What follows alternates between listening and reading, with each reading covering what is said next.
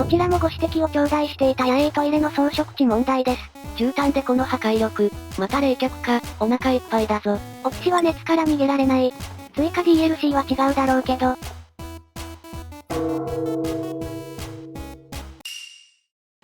湯気サバチャンネルへようこそいらしてくださいました視聴者様。今回はマグマ制御実験からのスタートです。繰り返して運用してみて、バランスの取り方がきついかなという印象。全自動で稼働させるには、今見えている冷却用の水槽を改善しないとね。それと自動化のフラグ管理だよな。電球と光センサの実動待ったなし。いやそこは待ってくれよ。冷却水槽の中身を直接、液体クーラーにぶち込もうと思うのですが、大規模な構造変化が必要な上に補助電源が足りるか怪しい。まあ実際の実装では冷え冷え間欠泉もあるから、裏技は使えるけども、とにかく改良だ。はいよ。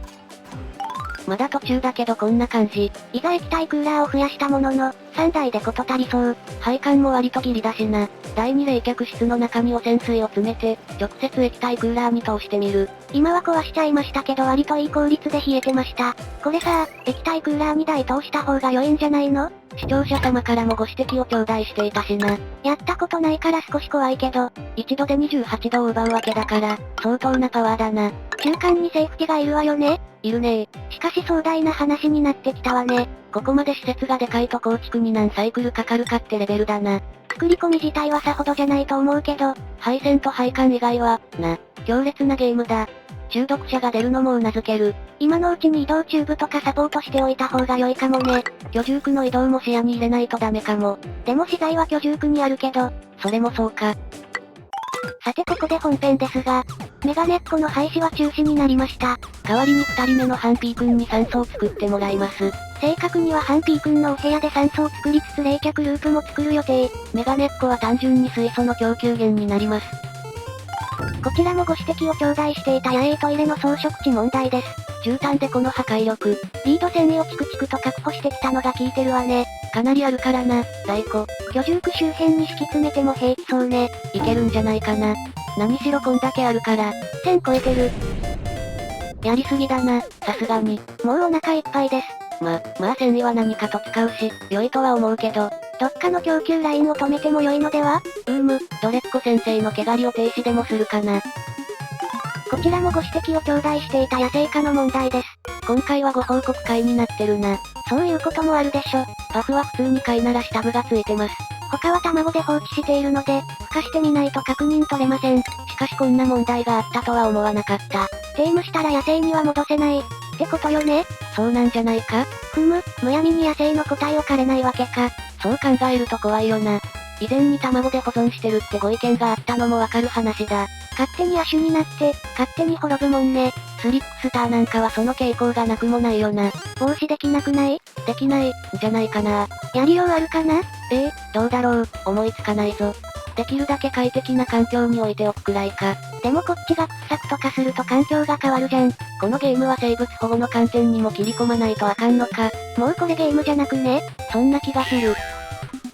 ついでに大気の状態も、酸素はまあ、悪くないかな。右の汚染水もタンクに冷たいとこね。汚染酸素がいらんからね。あとは居住区にいくらか、天然ガスが入り込んでるな。この辺は配電網の整理と並行させないとね。SCPS と HWB について調べ中です。両方とも組み方講座なんかは出るんだけど、何を目的としてんのかとか、基本的なレクチャーが少ないわね。あちこちのブログ様にかじりついてます。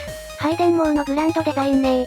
うちが何を必要としているのかもわからん。またしても九州電力の記事を読んでます。通過読まされてます。やれやれ。移動チューブの延長をお願いしてみたんだが。どうしたの？見てくれこのありさまを。うわすげえ数が集まってきてる。この後わかるけどほぼ、全員がカットンできてる。そんなに絶望されていたとは、マリサさん。言うなレイムさん。優先度を上げるよ。入り口もつけてあげてね。はいよ。しかし大人気だな。娯楽なのかな？このまま上にも伸ばしたら？それも良いかもな。軽い問題が見つかったわ。今度はなんだ？自動倉庫が埋まりそう。大問題じゃねえか。別の地点に新たな倉庫を作るしかないけど、何がそんなに詰め込まれてるんだ？主に木材ね。500トン近くあるわ。まあ消費してないからな。いよいよサウナかな？それでも良いけど、あれって構築資材であって、消費じゃないよね。消費だと、エタノール蒸留機かな？また冷却か、お腹いっぱいだぞ。オキシは熱から逃げられない。追加 DLC は違うだろうけど、ネタバレが嫌なのであまり見てないけど、割と皆さん苦戦してるっぽいな。冷え冷えは苦戦ね。そもそも熱が極端にないっつうんだから過酷よね。うちでウェイワードの寒冷バイオームの攻略動画を出したけど、あの程度じゃないからな。あっちはゼロからの生存が目的だから、北極レベルだと積むからね。実際問題、ゼロから北極で生存できるもんかな？熱源の元がないからね。樹木がない。世界一寒いという、オイナコンという村にはまだ樹木があるからやれそうだが。あれか、寒すぎて病原菌がいないって村ね。釣り上げた魚が一瞬で凍ってたからな。人事とはいえよく、生活が成り立つわね。まったくだ。今週の、モッド紹介の、コーナー、始まった。今回はおそらくかなりの大物だ。はい、こちらドーン。何これ？ゲーム開始時に様々なボーナスを追加してくれるらしい。というと？ある程度進めたコロニーで再プレイしたい、という要望を叶えてくれる、と。ほう、それははかどりそう。何がエグいって、技術ツリーの進行度まで変更できるらしい。資材だけじゃなく、そこまでいじれると、すごくね？すごいんだこれが。下手をするとサンドボックスよりも強力かもしれん。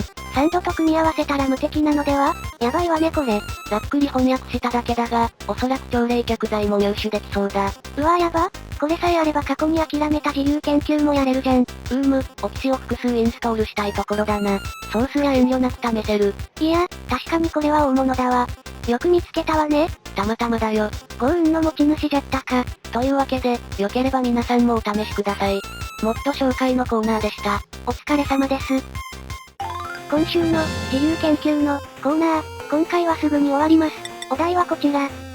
前回少し触れたやつか。そうなんだけど、結構イケてるっぽい。イケてるのは良いけどさ、熱水だってのが難点だよな。そうねだから居住区では運用できないわ。あくまで作業区間でのついでの運用しかできないのか。うまくできてるわ。これならご指摘いただいた絨毯の方がマシだもんな。よく練り込まれてるわ。これが冷え冷えじゃないってのがまた。冷え冷えならワンチャン、居住区もいけたのにな。しゃあないわね。以上、今週の自由研究でした。お疲れ様です。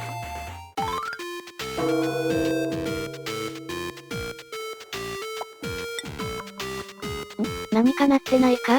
パソコンがエラーを吐いてる？いや違うな。サイクルカウンターの様子が変だぞ。99サイクル運営されています？そんな演出、あったっけ？なかったと思うけど。何せ記憶が古すぎる。ちょっと様子を見てみよう。